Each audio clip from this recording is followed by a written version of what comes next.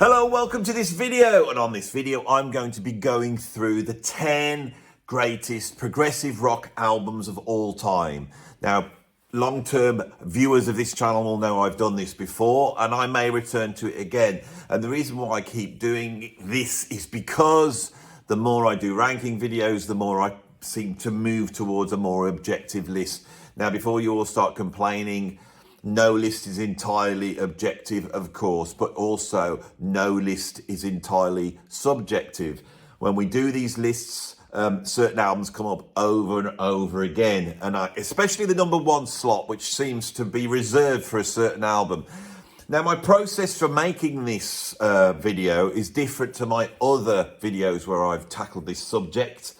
I have gone this time to the Progressive Rock Archives. If you're a progressive rock fan and you don't know about that website, the link is down below. It's essential for me, and it's been possibly the greatest reserve of information that I have used for this channel. An incredible channel full of so much stuff, and it's created by the fans.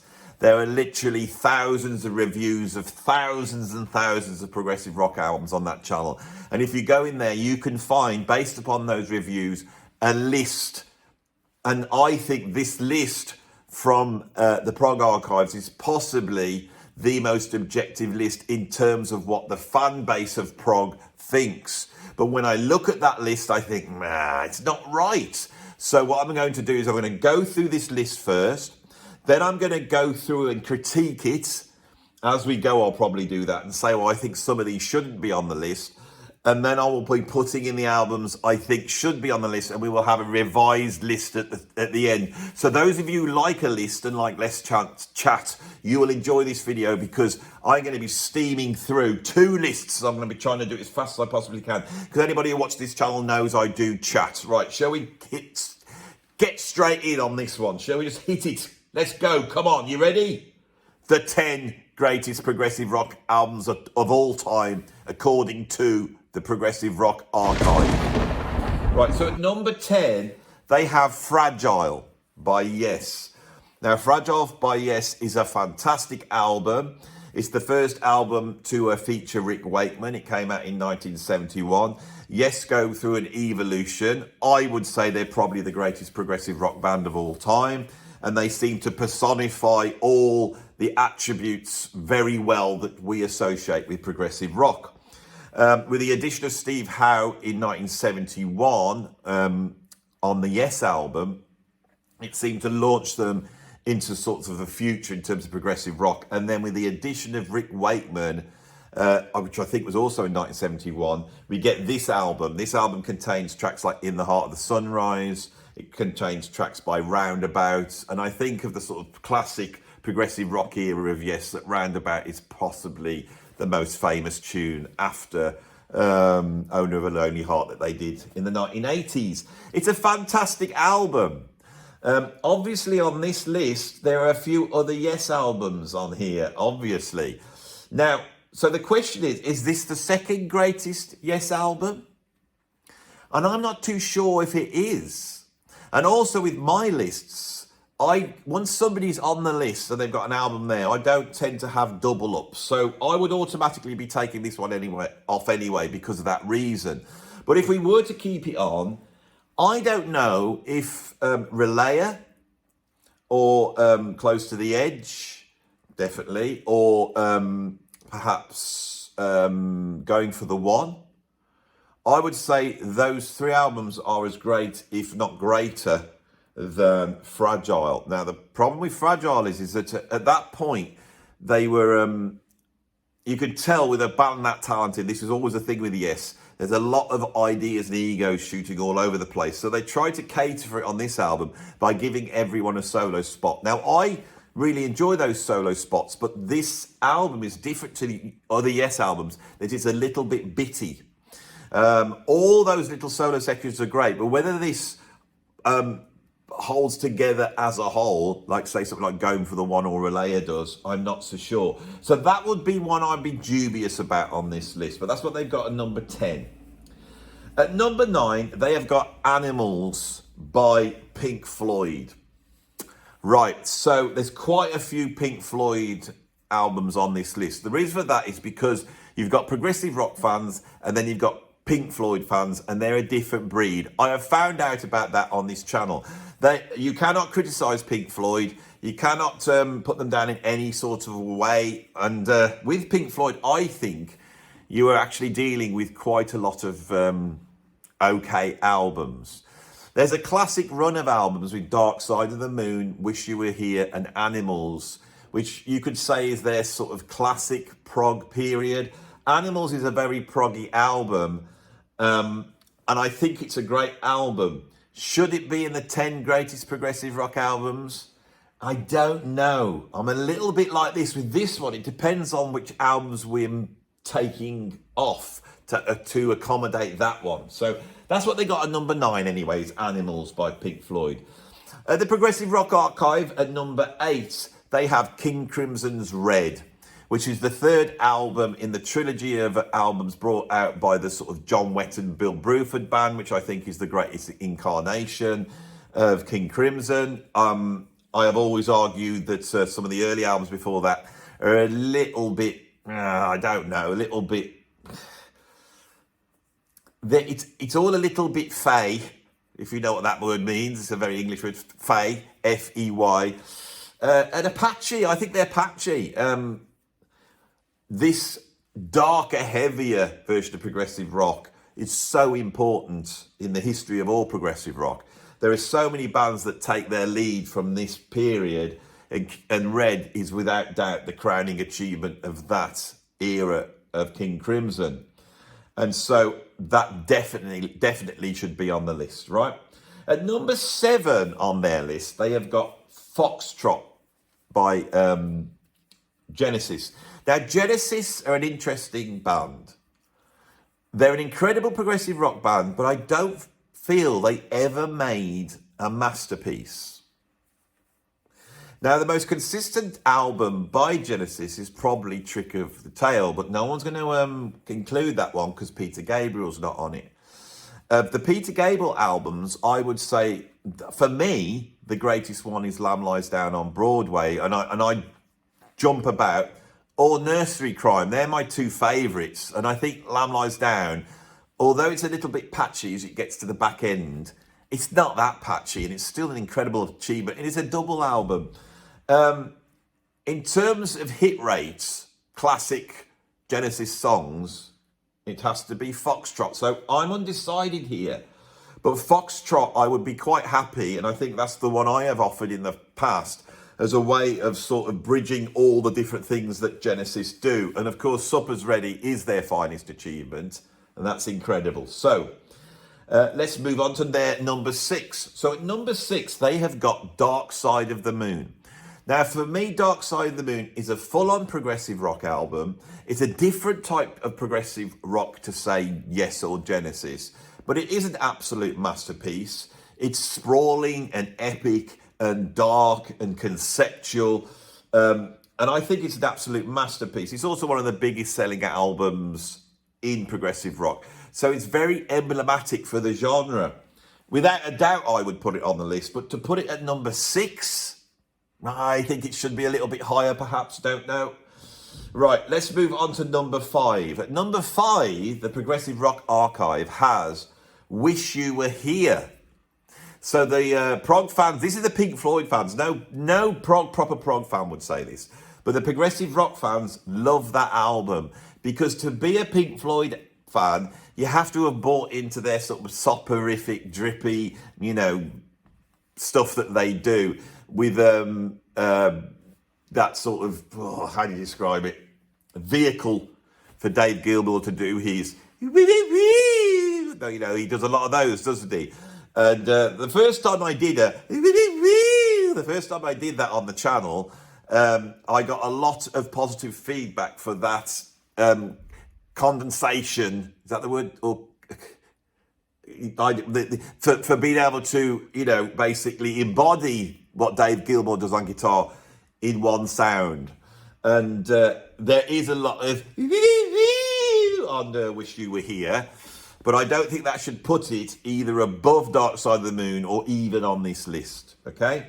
At number 4, They have got In the Court of the Crimson King, the album that created progressive rock. Although the more I do this channel, the more I realise that is not necessarily the case. This album is one of the pioneering progressive rock albums, but I think the Moody Blues, Procol Harum, Pink Floyd, The Nice, Soft Machine had also done other things at exactly the same time.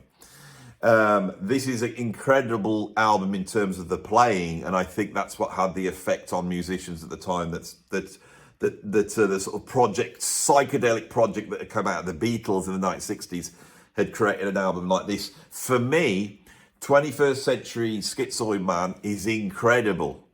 In the Court of the Crimson King is very stately and very proggy. The rest of the album, for me, is a little bit patchy, and there's certain moments that are so noodly and doodly that I would just take those off, and I think it demeans the album. I have never been a huge fan of this album. At some point in my past, obviously, I bought it, and I went to get it the other day, and I realised I've lost it, and I hadn't noticed. Now, I love King Crimson. I've got many versions, including a sort of 12-inch that they brought out of all sorts of different versions of 21st Century Schizoid Man, live versions from the 70s, modern versions, and then remix of the original version. And for me, I would rather have that as the embodiment of what they achieved in 1969 than this album. It's also helped by that incredible cover, isn't it, which is so iconic. So, yeah, I don't know whether I would even put this on the list, but this is where it gets sacrilegious. But that's what we got at number 4. At number 3, they've got Thick as a Brick by Jethro Tull. Now, this album is a very groundbreaking album, coming out as it did in 1972, which is the year of prog, when prog is really breaking ground. 73 is where everything gets consolidated, but 72 is the groundbreaking year. Jethro Tull, along with Gentle Giant, are without doubt the most consistent progressive rock band of the 1970s. It's just masterpiece after masterpiece. They never make a bad album as far as I'm concerned. And they never kowtow to commerciality, and yet are able to exist as a sort of arena-filling band throughout the 70s. They're an incredible band, and it's very odd, for all their odd time signatures and songs about woodland spirits and horses and all the stuff that they do, which is so prog, that they aren't mentioned as being one of the preeminent progressive rock bands. Even I did it at the top of this video when I said, you know, yes, is the preeminent progressive rock band, but so could Jethro Tull. Why not? We have to pick one of their brilliant albums, and I think in terms of progginess, in terms of influence, in terms of achievement, Thick as a Brick has a great place on this list, and also at the top of this list, somewhere near the top as well. So at number 2, they have, not me, Selling England by the Pound by Genesis. Now, this seems to be the favourite album of Gabriel-loving Genesis fans, doesn't it? And I have never understood why. For a number of reasons. It's what are the classic tracks on there? You know, where's Watcher of the Skies? You know, where's The Knife? You know, where's the musical box? You know, where's Supper's Ready? It's like that.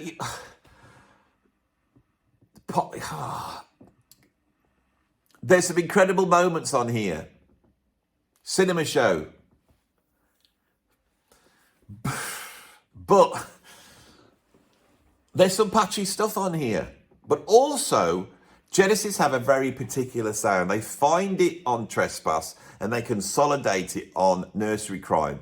And the sound of Genesis that I love is most personified on Nursery Crime. And I always give that album props because I think it's an incredible album. On this one, it's the production is thin. And I've never understood why people like this album so much. It is a great album, but I would say Foxtrot, Nursery Crime, Lamb Lies Down on Broadway, all three of those are a greater album selling it by the pound. So the idea that it comes in number 2 seems preposterous to me. At number 1 on this list, we have Close to the Edge, which is undeniably the greatest progressive rock album ever made, in my opinion, and the opinion of everybody else. Close to the Edge is pretty much perfect as an album. There is never a point on it where there's any filler or it drops out, or, you know, they're not hitting 100%. It's also incredibly groundbreaking. It's an incredible statement for progressive rock that sold millions of copies, and it comes out in 1972, that period where no one had done this before. On that one album, they make a statement which, you know, progressive rock lives or dies by, really. This is the album. Even people who hate progressive rock, who hate sort of displays of virtuosity, that hate the idea of the pretentious and the overblown, have to give grudging respect to Close to the Edge. It's absolutely iconic. That simplistic cover, everything about it is its absolute perfection. It's Yes as their peak. It's Bruford, and everybody loves the Bruford period of Yes, which has a certain thing. And of course, you know, he was only in that band for 4 years, and then he was gone. I mean, the band's been around for over 50 years, nearly 60 years. And yet the Bruford era has a magic for the fans. And I think Bruford is at its peak on this album. Rick Wakeman's at his peak on this album. They all are, so I'm not going to go through them all. Close to the Edge should definitely be the number 1 greatest progressive rock album on this list. So that is the list that Progressive Rock Archive came up with. Let's have another look at that again, shall we? So you can have a good look at it, right? So you can see there's some I thought should be on and some I shouldn't. So the albums that I would keep in ascending order would be King Crimson's Red. Definitely needs to be on the list. If I'm going to go for a Genesis album on that list, it would be Foxtrot. But I don't know whether it should... See, that's my don't know fingers there. I don't know whether this should be Lamb Lies Down on Broadway. I mean, say I'm in my house and all my Genesis albums are upstairs and it's all on fire and I can only grab one album. Which one am I going to get? Oh, still doesn't help, that doesn't.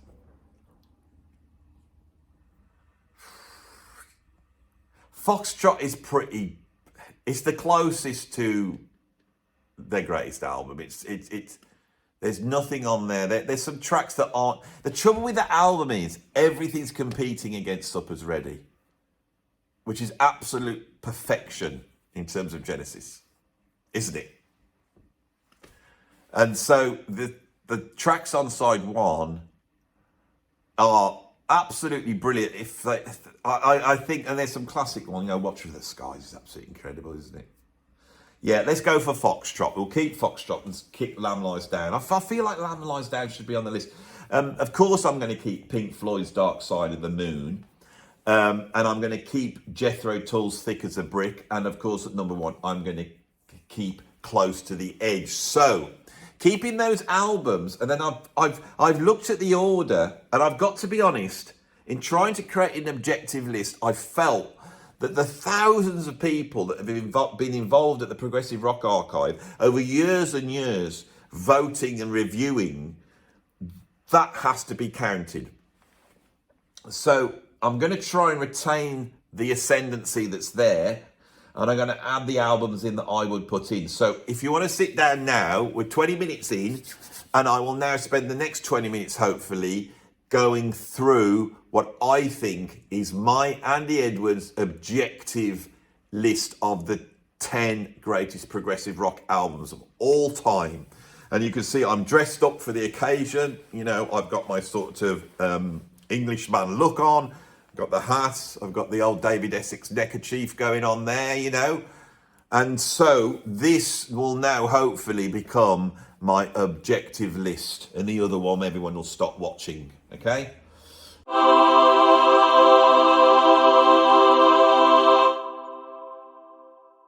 Right, so shall we get into this? At number 10, I felt that the Canterbury scene has to be represented. Who do we have on there? Could it be Soft Machine? Could it be Caravan, Hatfield and the North? They're all contenders for me. Soft Machine are probably the most famous Canterbury band, but they err towards fusion. You know, the early albums don't, but I don't think they're that good. But you know, by the time they get to fourth and fifth, I like that stuff more. Bundles is probably my favourite album by them, the Alan Holdsworth solo. But I don't think it should be on a list of progressive rock albums. I gave this a big, long think, and for me, they're not quite a Canterbury band, but I think they can represent the genre, would be Gong. And I think this is one of the greatest albums ever made, and I know it will be contentious, but at number 10, I have put You by Gong. It made my list before. This album is so influential on music coming up, on dance music, ambient music, trance music, psychedelic music.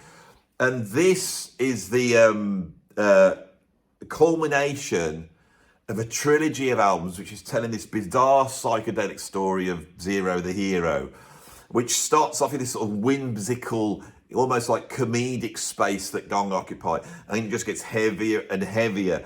If I could put the whole trilogy in, I would. But for me, You has a darkness and monumentalness which is absolutely incredible. Now, some progressive rock fans here who like to have lots of detail and complexity and fiddling about and twiddliness may find this album, you know, they might not like it, but I think that end of progressive rock, the psychedelic end, the trancey end, the hippie end, and the Canterbury whimsy, which is on this album, has to be represented. So that's what I've got at number 10. Is You by Gong. I feel it has to go on there. That was really troublesome. As was number 9. Because if this guy's going on, what do we pick? If he doesn't go on, why? And if he does go on, he should really be much higher up than where I've got him. So I've got to argue why he's at this point. But I feel that if we look at this list, there is no American prog on here. Now, people will know my opinion of American prog, but I feel that there are certain people in that scene that are very, very important. Todd Rundgren would be one, but we don't seem to think of Todd Rundgren as being progressive rock as we would Yes or Genesis, because he's American. The obvious person for me, and I believe there would be no progressive rock without this person, someone who was making progressive rock before King Crimson did In the Court of the Crimson King, is Frank Zappa. Frank Zappa has to be on this list, right? Now, Zappa's remit was so wide that although he is full on progressive rock as far as I'm concerned, he even goes wider than that. Now, somebody said on my channel the other day, I don't think Zappa is progressive rock. And I said to them, define progressive rock in a way that it wouldn't include Frank Zappa. And there was no answer. Zappa is prog. So what are we going to go for? Now, in the past, I would have gone for One Size Fits All, which I think is his most accessible album by the greatest band, which is the George Duke Funky Band. Everyone loves that period. Inca Roads is an absolute prog masterpiece. But once you get past Inca Roads, that album spends a lot of its time doing lots of other different things. And the only issue I have is to whether that is a progressive rock album or to put it more accurately, is it as prog as, say, the Grand Wazoo or Uncle Meats or Joe's Garage, which is a triple disc, conceptual rock opera? I had a big think about it, and this is a contentious choice. In 1977, Zappa's intention was to bring a box set out, his most epic album called Lather. It was spelt Lather, but it's pronounced Leather. And this would encompass virtually everything he's done in his career, from orchestral music to live stuff, guitar solos, comedy stuff, absolutely everything. And he had a wrangle with, I say a wrangle, that's putting it politely.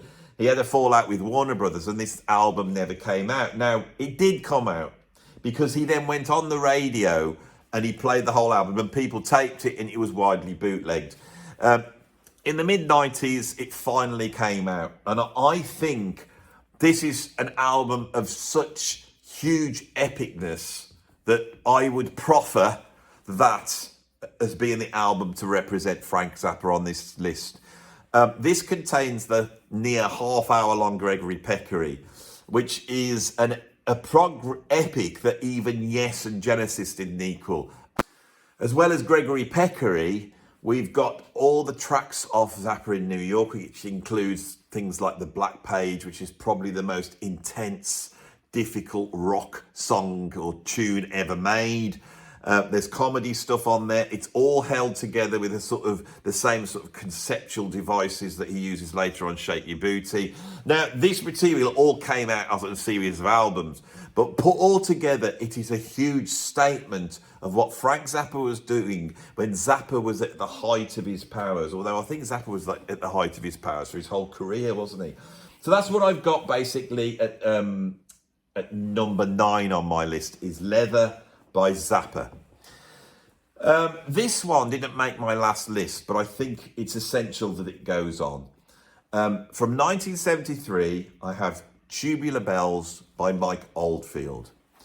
This album was a phenomenon, right? It is basically made by one person, playing all the instruments pretty much. It contains 2 tracks, which one that fills obviously side 1 and one that fills side 2. It's pretty much instrumental, and it's sold about 30 million copies. It's out and out prog, but it's Mike Oldfield's version of prog. And again, this type of prog that he innovated on this album has influenced 1,000 soundtracks, 1,000 incidental music, all sorts of things. And also, the theme to this was featured in The Exorcist, and that theme is known to the wider public. So this album has a cultural cache, which I think is really important. It's an incredible album. It comes out in 1973 when progressive rock is ruling the world. It's one of the albums alongside with Dark Side of the Moon that does that. It's an absolute beast of an album. And when you go back and listen to it, there's no compromises on it. It comes out of nowhere. You know, it sets up Virgin Records. It launches Richard Branson onto the world. There's very few progressive rock albums that we can discuss that have this sort of capital. And so I feel that Tubular Bells needs to be on the list. And to the point where if you're putting a progressive rock album collection together, you have to have this whether you like it or not. Now, I was never a fan of this, which is why it didn't make my first list. Since then, I've done an interview with Rob Reed from Magenta, who goes through the 70s progressive rock Mike Oldfield albums very well. And he went, check out Hergus Ridge, check out Armageddon. And the Armageddon is the greatest album that Mike Oldfield made, without a doubt. And I nearly wanted to put that one on the list. All that does, for me, is make me doubt this choice. But I think it has to be Tubular Bells. And I think there's a hookiness and accessibility to Tubular Bells, which Armageddon didn't have, right? So, at number 7 on my list, I have Moving Pictures by Rush. One of the biggest influences that progressive rock had on mainstream music is its influence on heavy rock and heavy metal, especially things like progressive metal. Most metal fans now, regardless of who they are into music which uses trickiness, lots of arrangements, sort of conceptual ideas. A lot of the ideas of progressive rock come in modern metal come from progressive rock. I would say King Crimson innovated that area. I think Rainbow Rising is another album that influences that area. But without doubt, the sort of champions of progressive metal, if you want to call that, would be Rush. They're the pioneers of it. I feel that Rush stand alone as a band that sat there for like nearly 40, 50 years representing progressive rock in the mainstream. I'm a huge fan of them, and it's great album after great album after great album. Now, their most proggiest album is possibly Farewell to Kings. Their most conceptual album is possibly Hemispheres. But I think the album I'm going to put forth is Moving Pictures. Now, hardcore progressive rock fans are now going to go, that's not prog. It's out and out prog. It's got an epic on there, Camera. It's got instrumental tracks, odd time signatures. It's all over the place. The reason why I put this on the list is because for me, Unlike some of the Genesis albums we looked at, Moving Pictures is absolutely perfect. They never put a foot wrong on that album, not once, right? Now, once we've got that in place, this album came out in 1981, this points to what's going to happen in progressive rock in the future, in the 80s, 90s, which is 45 years ago pretty much now. And so I think we have to represent something at least that's not in the 1970s, because everything else on this list is from the 1970s. And so I think there's a lot of reasons to put a Rush album on, and for me it has to be this one. At number 6, because when I looked at this list, I thought, where's the LP? Where's the LP? There's none more prog than the LP.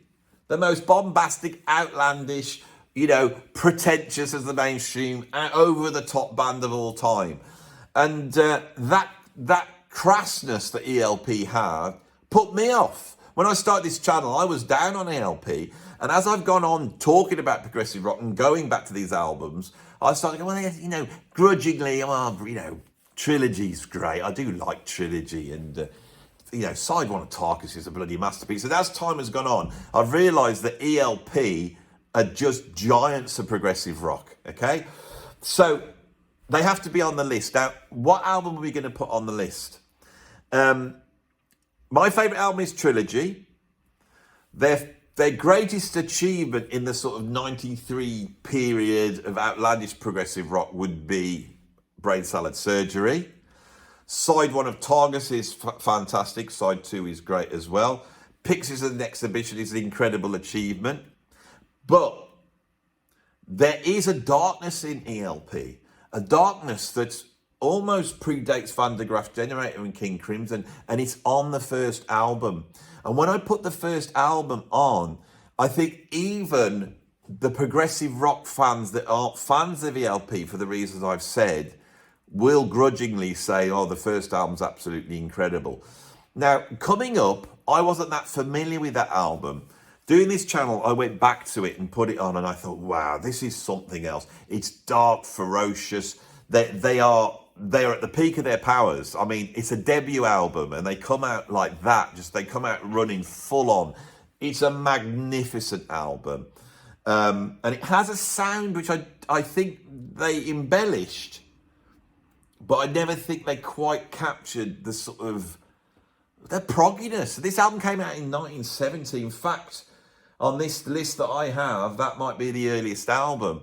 Just a few months after In the Court of the Crimson King, we have the ELP debut album. It has to be on the list.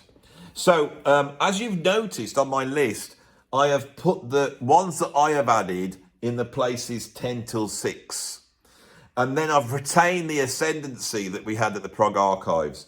So at number 5, I've got King Crimson's Red. At number 4, I have Genesis Foxtrot. At number 3, I have Dark Side of the Moon. At number 2, we have Jethro Tull, Thick as a Brick. And at number 1, we have Close to the Edge. And I think this is a pretty objective list. Here it is for you to have a good look at and see what you think. But I think this is the best one I've done so far. There's a few contentious choices. I know people are going to question Rush Moving Pictures, and they're going to question Gong. Frank Zappa is going to be hard to argue not to go on the list. But, I think people will try and do that. Anyone who mentions Tubular Bells does not get it, right? That has to be on the list. I think I've got it here. So in the comments, tell me what you think.